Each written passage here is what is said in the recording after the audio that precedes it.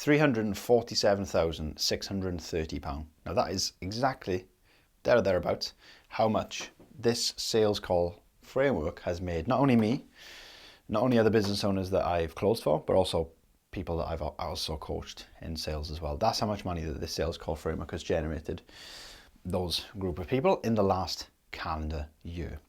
Okay, awesome. So I'm going to run you through the 9-step framework that will help you close paid in fulls, have less objections, and enjoy the process. Okay, and this requires less work than maybe normally you do put into sales calls. Okay, so we're going to break this down one by one. Okay, now I've potentially drawn either a spot on drawing of a monster munch, a terrible drawing of a foot, or a great drawing of a fire emoji here. I don't know if you can see that, but I've tried to draw the fire emoji and I've tried to draw smoke coming off it as well. Maybe I just need to add a bit more. There we go. Cool. So I've written the word script next to this because obviously, as you probably know by watching this channel, I'm not a fan of scripts on a sales call. I'm a big fan of frameworks, but on a sales call, I'm not a fan of scripts. And I've been into the reasons about 55,000 times as to why I'm not a fan. But the biggest reason on a sales call is because there are so many variables and there's so many avenues the conversation can go. If you use a script, you're essentially limiting yourself to one plane of conversation, which is going to lead to you potentially not finding out what you need to find out, and obviously losing leverage on a sales call, which is what we don't want. Okay, so we need to bin off the script, because what can happen, and I've seen this happen time and time again, is that people have had a script, they followed it, and then the prospect, not the client, has said something completely off script, which was completely derailed that person's plan, and then they're like a deer in the headlights on a sales call, and they're like, oh, where do I go from here? What do I do? What do I say? The script's gone to shit. If I say this now, it won't make sense. And then they're just a deer in the headlights. So we want to bin off the scripts, right? And I'm actually going to give you the exact replacement to a script right in this video, okay? So now that we've got rid of scripts, I want to show you the benefit of not having a script, okay? Now this is a bit of a tale. So about 4-ish weeks ago, it was a Friday morning. I'd just woken up. I was grabbing a coffee. I wasn't even fully awake. I just got out of bed, drank 2 of these, grabbed the coffee, looked at my phone. It was 7 minutes past 8, or no, 3 minutes past 8, sorry. And had a text from one of the agency owner that I closed for. And he said, oh, Matt, can you take a call? I was like, yeah, I'll take a call. When is it? Oh, it's in 7 minutes. I've double booked myself. I was like, right, okay. So I had to take a sales call on 7 minutes notice, not even having a shower yet, not even being fully awake yet, like just slightly caffeinated and excited, okay? Now, I took that call at 10 past 8 on a Friday morning. 30 minutes later, it was a 1.5k paid in full.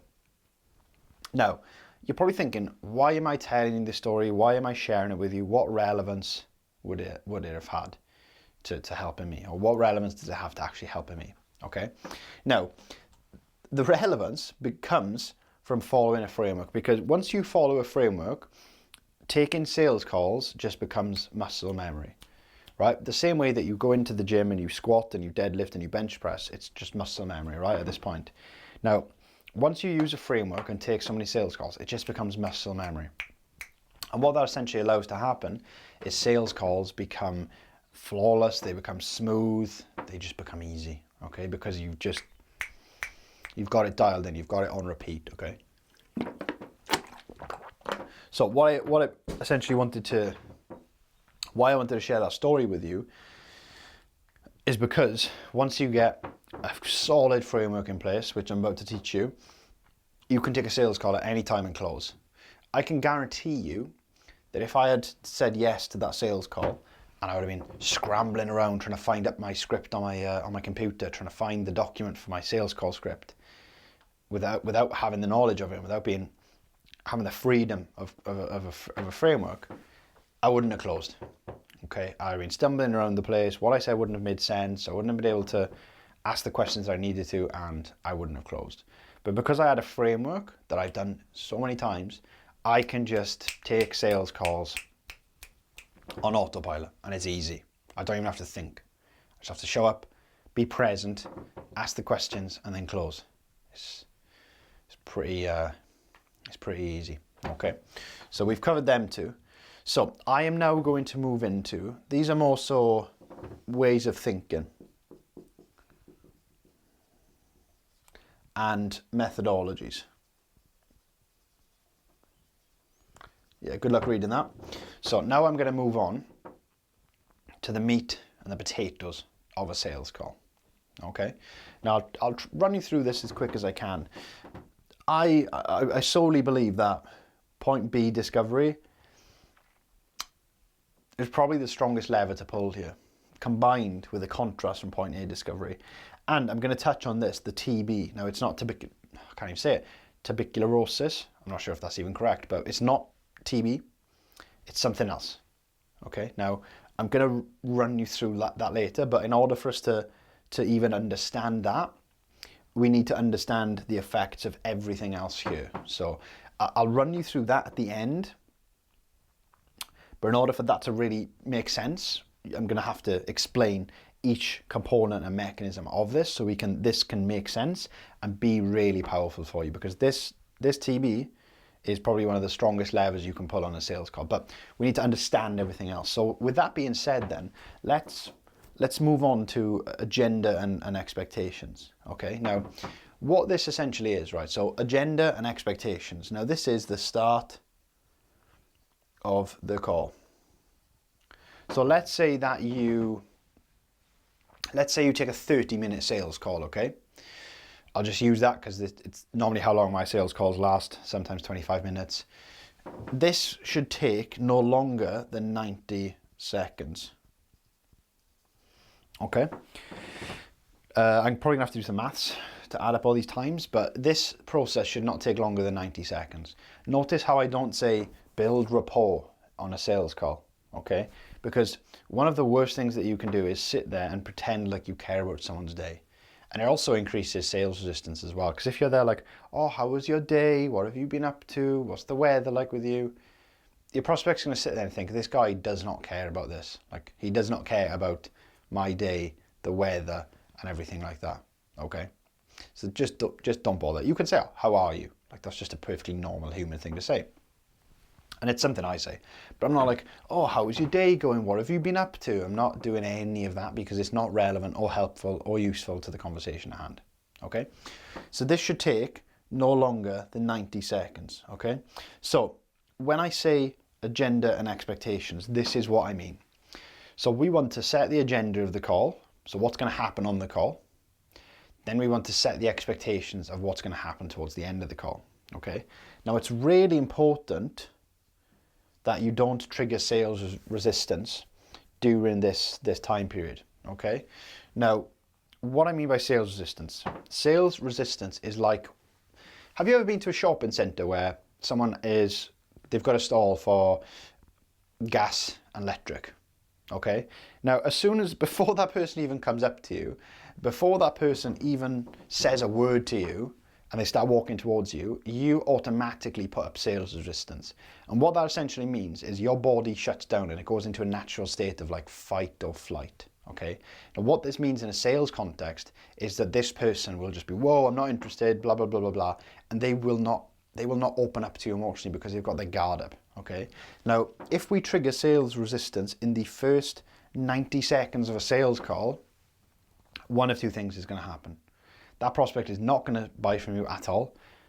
They're not going to open up to you, or at the end they're just not going to be interested. They're not going to take action. They're just going to put this decision off, or because of us using a wrong combination of words in the wrong way of constructing a sentence at the start of a sales call.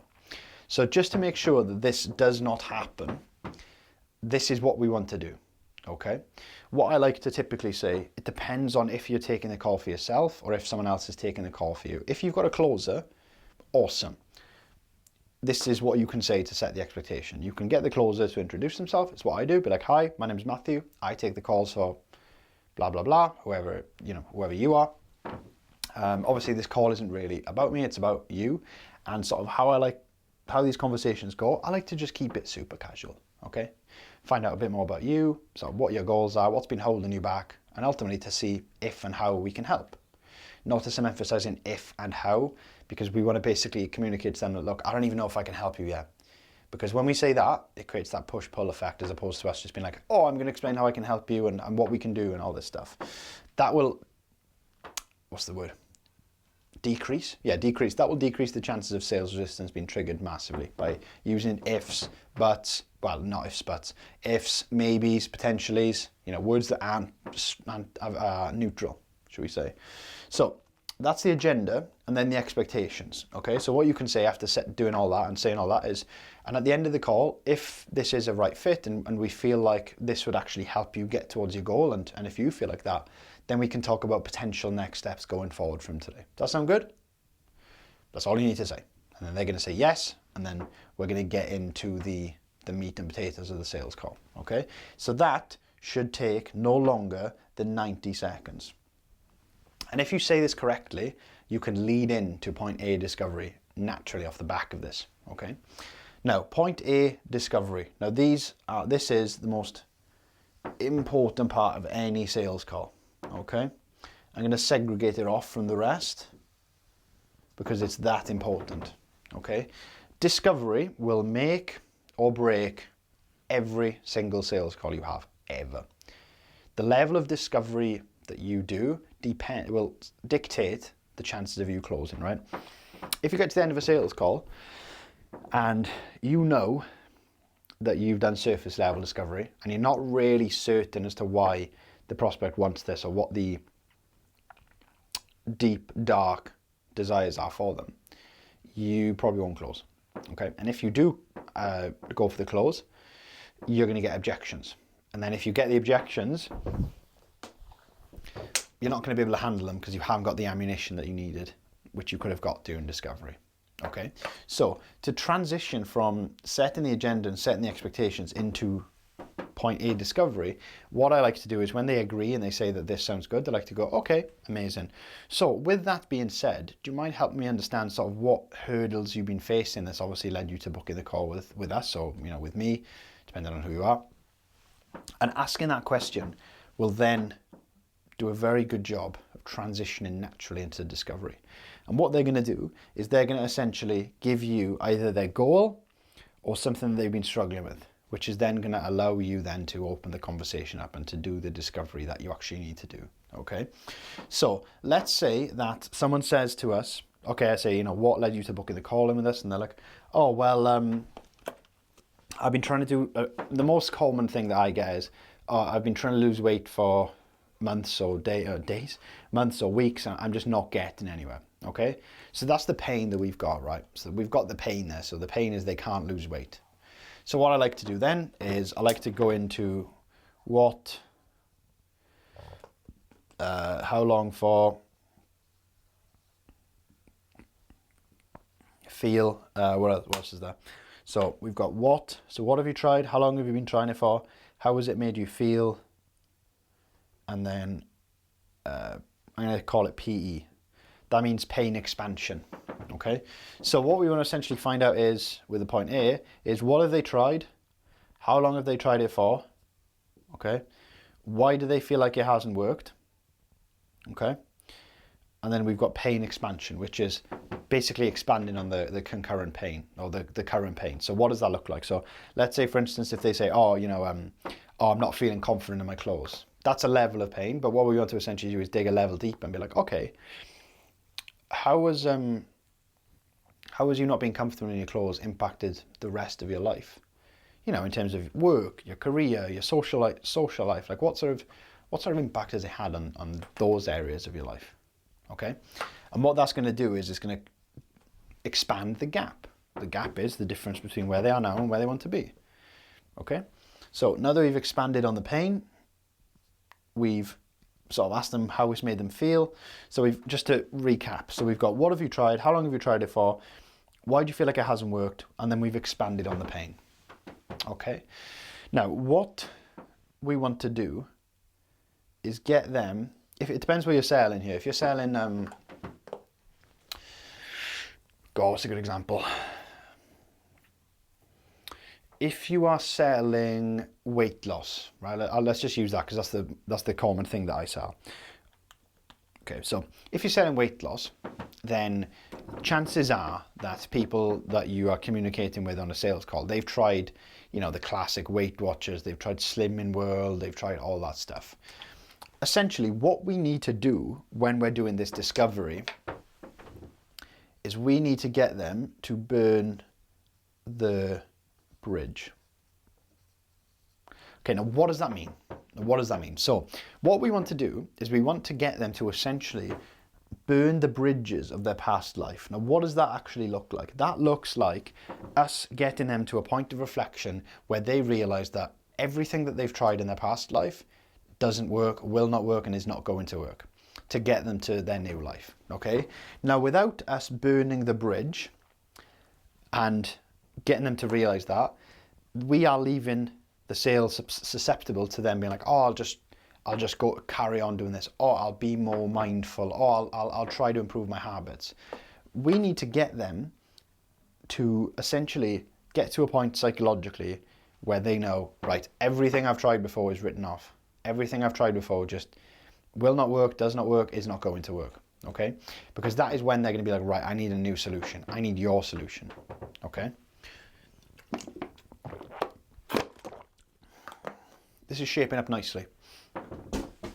So that is the whole purpose of point A discovery. Okay, so when it comes to point B discovery, which is, you know, the dream state, the pleasure, everything like that, we need to basically, this is where we can tap into the more emotional side of things, because, well, obviously we've got pain here, but this is where we can contrast it to like the more pleasurable side of things. Okay, so what do they want to be? How do they want to feel? Impact. Okay, cool. So first things first, what is it? What do they want to be? Where do they want to be? Oh no, actually where is a good thing there as well. So where? Why?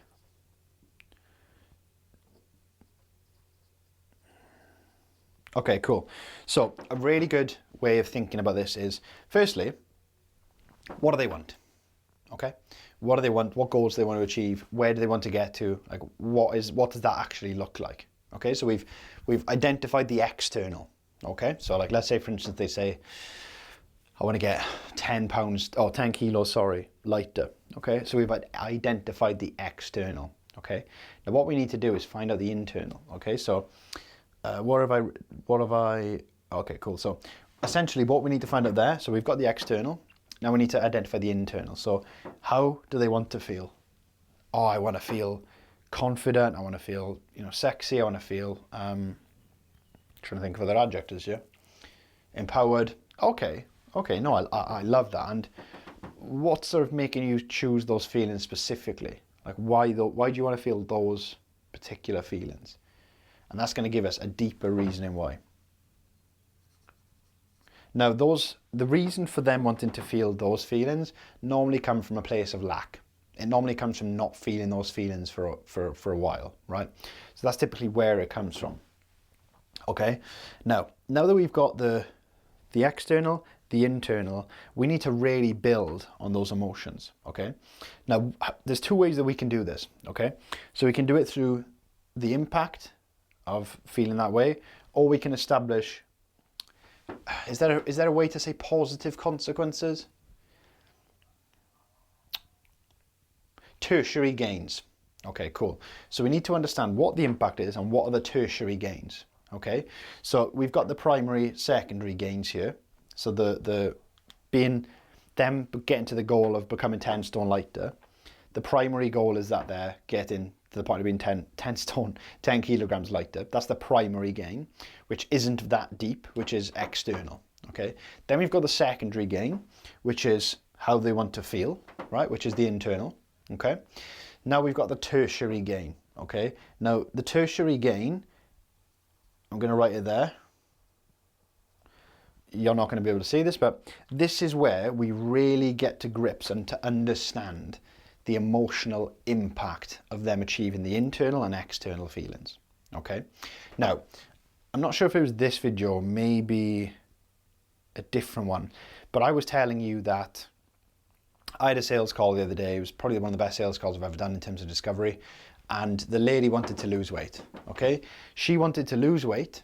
She wanted to lose, I think it was like 8 kilos. She wanted to lose 8 kilograms so she could feel better. Primary gains. She wanted to feel more confident, happier, and just have a bit more energy and a bit more spring in her step, right? Secondary. Now, the deep reason and the tertiary reason as to why she wanted to lose weight, or the tertiary gain, was that she did not want to become the fat auntie to her nieces, okay? And she wanted to set an example of healthy eating, healthy living, healthy being to her nieces. And that was particularly important to her. Well, more than particularly, very important to her. So that was the primary, that's primary, secondary, tertiary gains. So when you're on a sales call, I want you to ask yourself and identify to yourself, right, what is the primary gain from this person achieving X outcome? What's the secondary gain? What's the internal? Okay, so you've got the external. What's the internal? And what's the deep emotional gain that they're getting from this?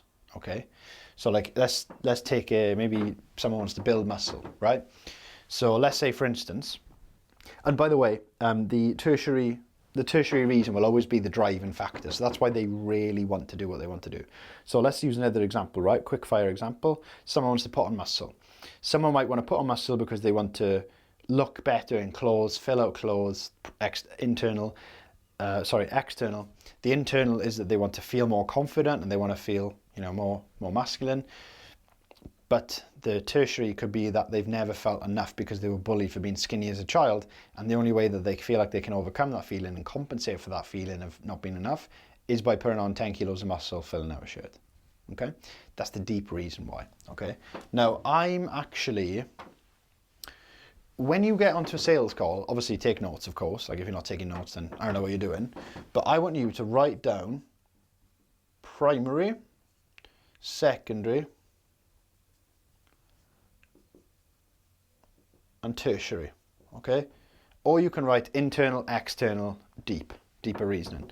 And I want you to sit there, listen to your prospect, and identify the reasons for each. Okay, because once you've got a good enough reason for each, once you've got the primary, secondary and tertiary reasons for them wanting something, you are in a good spot to transition then to the pitch. Okay, now moving swiftly on to the pitch. Now I have two different beliefs on pitching someone. Okay, now I'm going to break it down.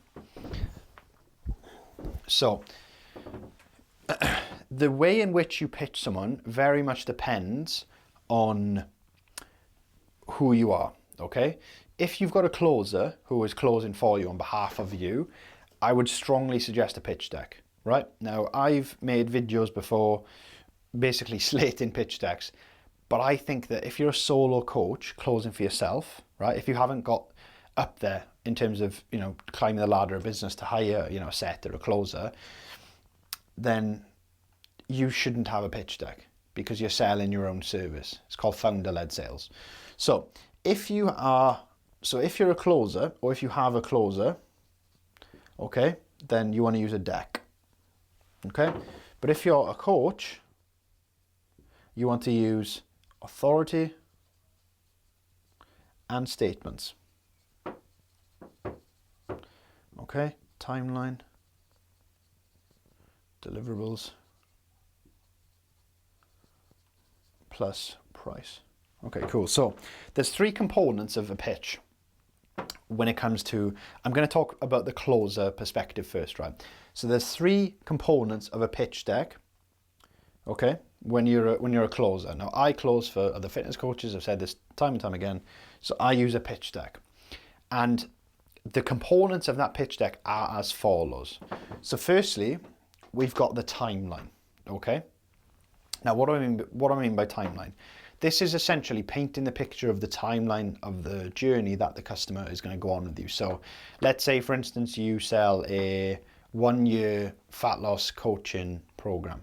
Okay, you can put the month by month timeline of where you're going to get to. So like, let's say for instance, you break it down into 3 phases of 4 months. Fat loss, bulk, fat loss, right? Whatever, like let's just call it that, for example. You want to basically give the step-by-step phases of what you're going to do and where you're going to take that person over the next 12 months. So you can get them thinking long term, okay? Instead of just thinking about solving immediate problems, okay? So that's component number 1, okay? The second component is the deliverables. So what does that mean? What do they get essentially? What do you actually give them? And what is the timeline of it? So on the deck that I use, we've got the onboarding process. And that is how I essentially pitch and how I set the expectation to invest in the call. So we've got the onboarding process laid out. So step 1, step 2, step 3, step 4, step 5.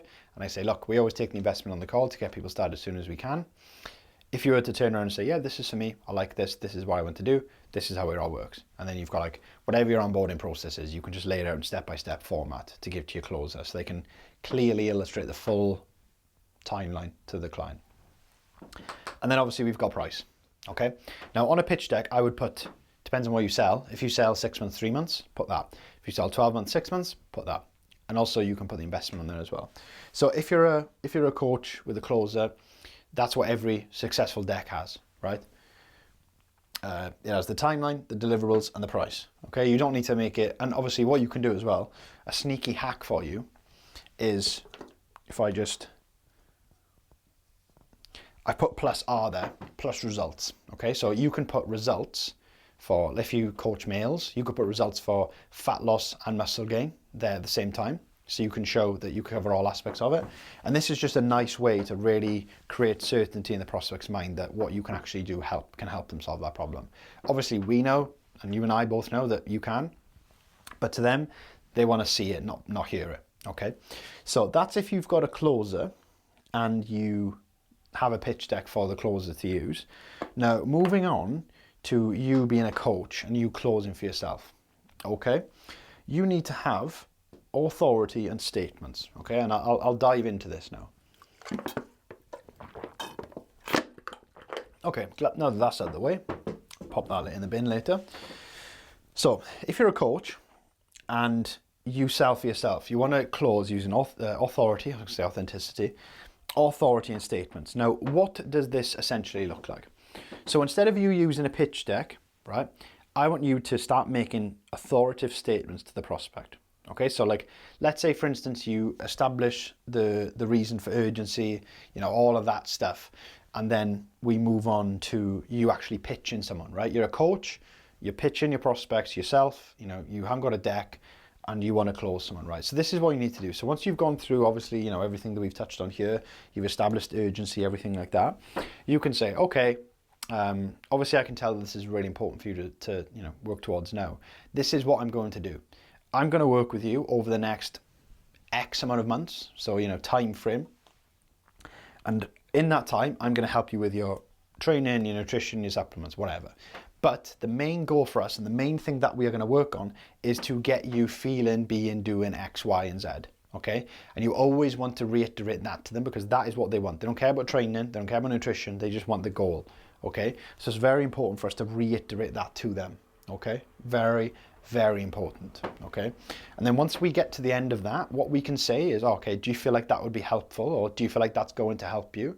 Then they're going to say yes, okay? And then what you want to do is, like, you always want to frame it across 6 months, right? So like, if you sell 6 months, you can say, okay, I'm going to help you across the next blah, blah, blah to do blah, blah, blah. So that's what we want to do before we drop the price, okay? And then once we ask them, do you feel like that would be helpful? We go from the top. So authority, statements, and you want to say over the next X amount of months, insert time frame that you want to close on, I'm going to help you accomplish X through blah, blah, blah, training, whatever that is. But the main thing that we're going to focus on and the main thing that we're going to achieve together is getting you to X big goal, okay? Would that be helpful? They're going to say yes, and then you move into the pitch. Okay, so for us to work one-to-one together for the next X amount of months to accomplish X, it's just a one-time investment of X. Okay, and then you either close, they give you an objection, or yeah, that's pretty much it really. There's no other outcome.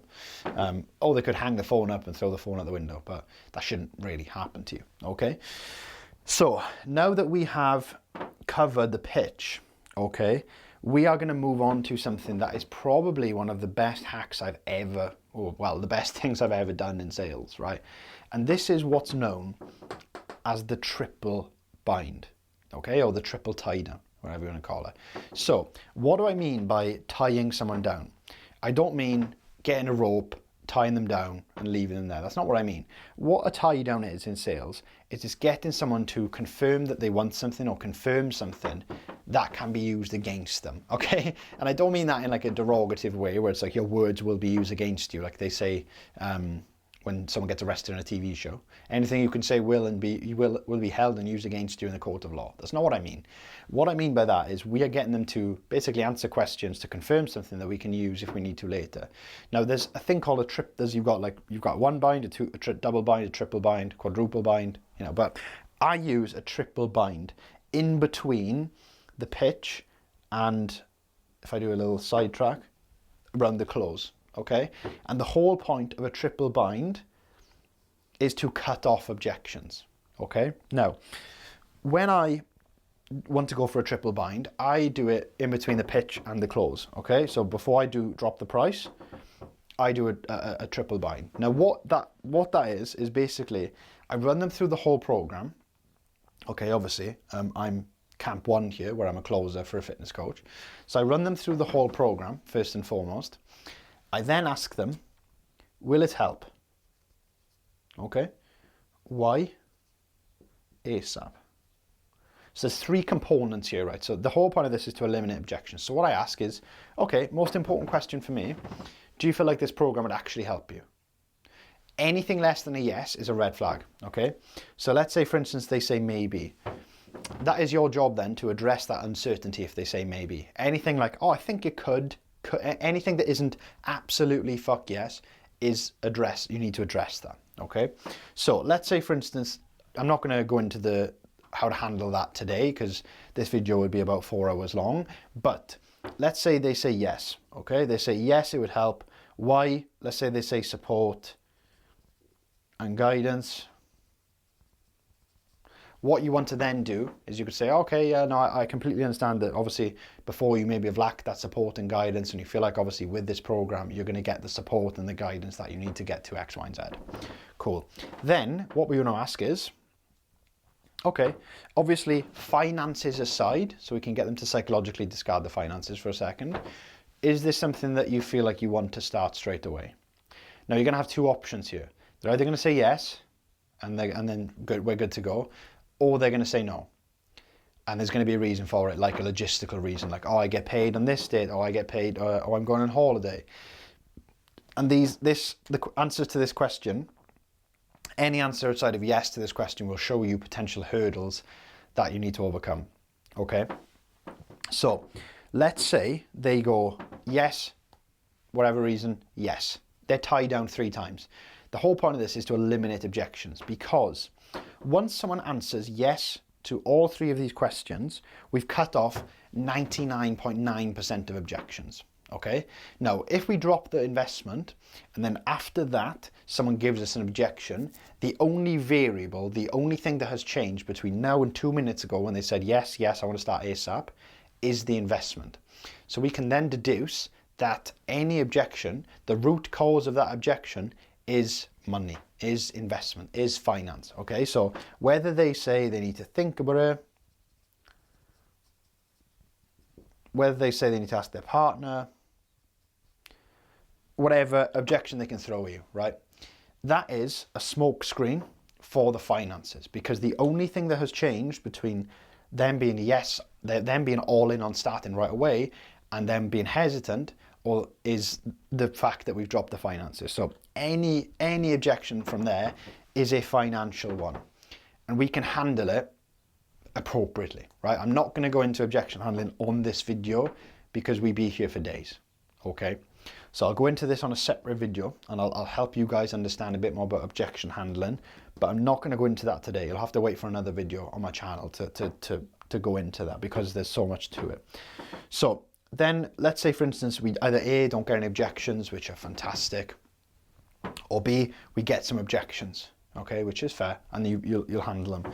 Then we need to go into the close, right? So closing someone is all about control, right? So when you are closing someone, you need to be in control of the transaction. Personally, I would always take the payment on your side, okay? And do not leave, okay? There's absolutely no reason why you cannot close on the call, okay? And if someone gets off the call, gone, finito, sales finished, okay? Now, when we want to close someone, we always want to be in control, okay? So what that essentially means is, you know, taking their details, saying, okay, if I could just take some details from you to get you started, that would be, I just need to take some details to get you started.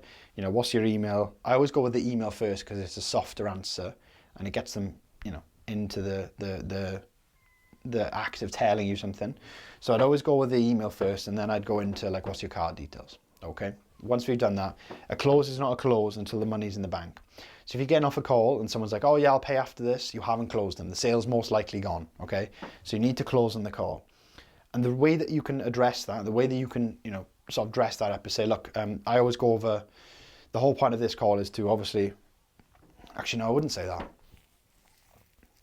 I would probably say, okay, yeah, I'll just get you set up. I just need to take a couple of details to get you, I'll get you set up on the call. I just need to take a couple of details to get you set up. Do you have your card on you? That gives the expectation of them paying now. And then you can move into, okay, what's your email? What's your long card number? That will combat like 80% of hurdles, well, probably 90% of hurdles to them paying now, okay? But what I want you to essentially know is that you need to take control of the situation and just be in control of that. Because if you show any signs of hesitancy when closing someone, they're most likely gonna produce some form of excuse or objection. Okay, so when you want to close someone, take control. Do not get off the call. Close on the call, and get everything squared away on the call. There's no reason for waiting till after the call. There's no reason why they can't pay now. There's no reason for them not to pay now. They need to invest now and get started. I'm not saying pressure someone into it, of course not, but you know, them saying, oh, I'll pay later. Well, it's like, oh, well, what's the point in doing that? Oh, I need to get you set up on the call right here, right now. So let's get this investment sorted and then we'll get you set up. So then later you can go through the onboarding material, okay? So that's what you want to do. So yeah, this has been, this is pretty comprehensive. I mean, the main thing for any sales call is the discovery really, because without that depth of discovery, without discovering the internal, the external, and the tertiary impacts, you know, your wherever objection you have, like if you don't have this, if you don't have the necessary information from this, I mean, objection handling is going to be pretty useless because you're going to be clutching at straws, you know. So if you do this right, then it's going to become really easy for you. But yeah, in terms of objection handling, I'm definitely going to make a separate training on this. But you know, the fact that you've got, you know, sales calls pretty much locked in now, and by the way, like if you want any help with this at any point, I can cover this in a lot more depth on my course. So if you want, I don't know, if you want to find out more information about that, you want to help with it, you can either book a call or click the link down below. But yeah, so obviously we've covered sales calls here. So if you know, I'm guessing now that considering that you've improved your close rate dramatically by following this process, you're going to want to book more sales calls. So what I've done, I've linked a video on this video to how you can book more sales calls in the DM. So yeah, your next step really is to just go and watch that.